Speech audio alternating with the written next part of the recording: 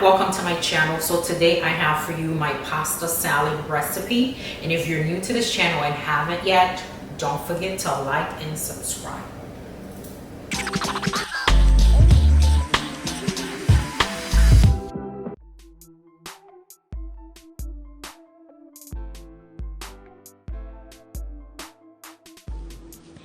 For today's recipe, we'll be using red wine vinegar, Dijon mustard, Kamado olive, black pepper, onion, garlic grove, crumbled goat cheese,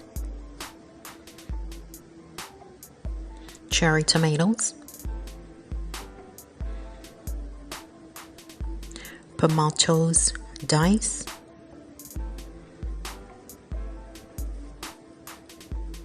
kosher salt,